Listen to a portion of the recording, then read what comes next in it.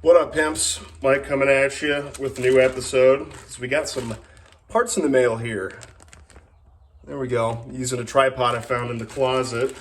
I was going to shoot a Doug DeMuro style review of an old car I had, so I knew that it wasn't the kind of car that Doug would ever review, and I guess I finally found a use for it, so that's nice. What we got in the mail is a grand total of $37.01 worth of parts from the one, the only LC Engineering.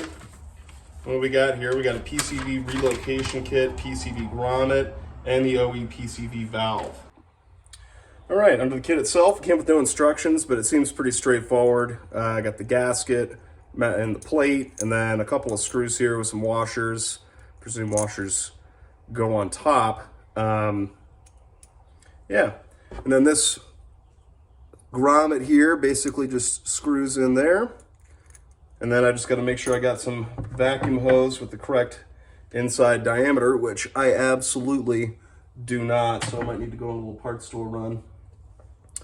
But yeah, and the other two things that go on top of the crankcase is this grommet and the valve, which, you know, it's not going to be under a ton of pressure, so it just pops right in there. It looks like you can kind of hear a ball joint inside, which is essentially how it regulates itself.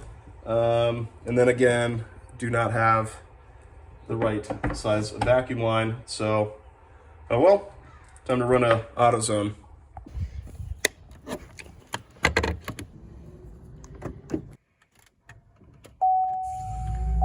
Gotta love the Volt, baby. I don't think I've filled up on gas in about a month and a half. Apparently AutoZone was out of vacuum hose pretty much completely. Came here to Advanced.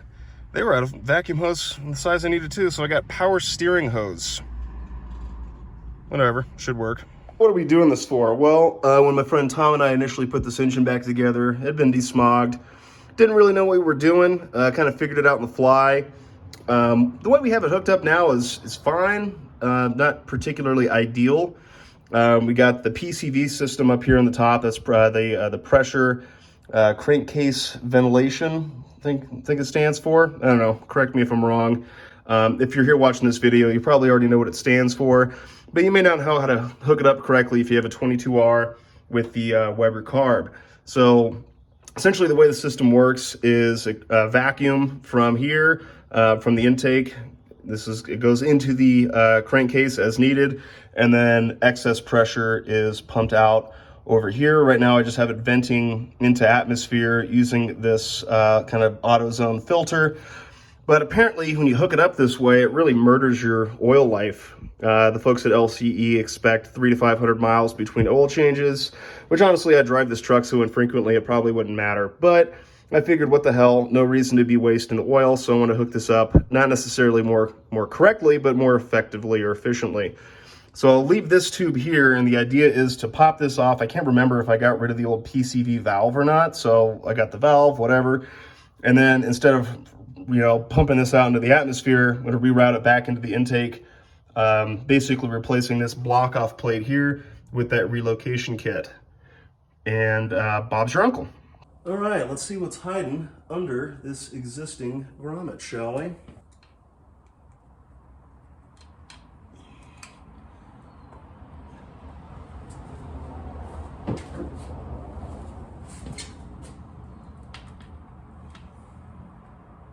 Yeah, it looks like there's a PCV valve already there.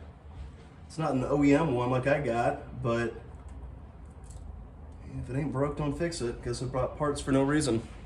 Never done that before.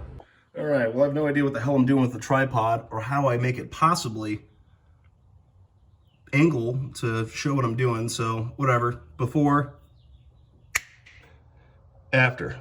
Now, I have no freaking idea what the torque specs are for these bolts, but, I mean, there's not that much pressure on this part of the engine, I presume. I don't know. There's a gasket. It's pretty tight. The Guten tight spec, I guess, as they say. Last thing, just pop some hose over. A couple of hose clamps for good measure. I don't know, not the prettiest job ever. This bit looks a little bit tight, but it ain't going anywhere. Or if it does, I guess I'll just have a massive vacuum leak. All right, so now we got fresh air being drawn into the crankcase through the vacuum of the engine creates through the air cleaner. So we got clean air going in. And then as any air gets gunked up by the oil, it would, or any unburned fumes from blow-by or whatever, get pushed out via this PCV valve out back into the intake to get reburned. So a little bit cleaner, which is fine, but mostly it'll help with the oil life a little bit. Next up on the to-do list, whenever parts show up, I was going to replace these visors, but apparently Toyota parts deal is out of them, even though it showed they were in stock, which is a bummer. You can see I got a door card out here. It's in decent shape. It's over there on the shelf. I might build some new cardboard backing for them to kind of give them a little extra life. Not really sure if I want to recreate all new door cards. I kind of like the look of the OE system. Got some new parts for the window cranks because my grandpa had drilled a bolt into this to keep the handle on because the plastic was all fucked up. So got that. Got some new fixtures for this. Just whatever plastic bits I could find on Toyota parts steel for the interior. I just snapped up because I got this beautiful blue on blue look. And then eventually I'm going to take these seats over to my friend Zach's place to get reupholstered, but that might be in a few months. So yeah, guess the one thing I haven't done yet is fire the bitch up, make sure she still runs. So let's go ahead and do that.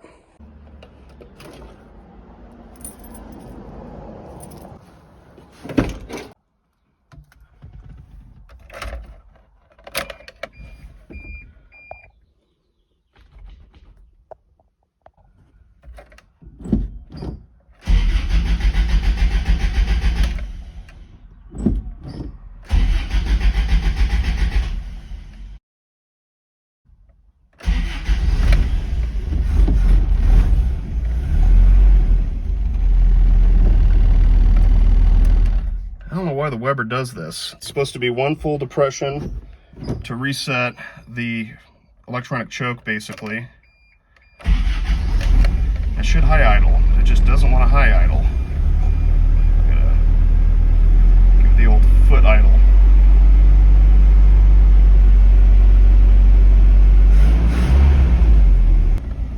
Cool. I didn't fuck it up yet. For those of you who haven't had old Japanese cars, pardon the goddamn alarm, this is kind of interesting. I don't know if anyone has noticed this. Put the key in the off position, it won't come out unless you have the little button pressed while you pull it. And then it can go fully into off and out. Kind of neat. I also spent about a half an hour on the driveway trying to figure that out in my 92 Pathfinder. Wow, what an absolute barn burner of an episode. I'm exhausted. I'm sure you are too. Just emotionally draining. But don't worry, more to come. We'll be playing around with the interior again once those new trim pieces arrive. I'll see about kind of restoring the door cards and the speakers. Those speakers don't work right now. But before that, I'll probably get to work on the Grand Sport a little bit. I got to tear the interior apart and do some stuff in the dash. So that'll be a good time, and I'll see you then. Peace. I've never seen one of these in person. Sorry, I'm geeking out a little bit.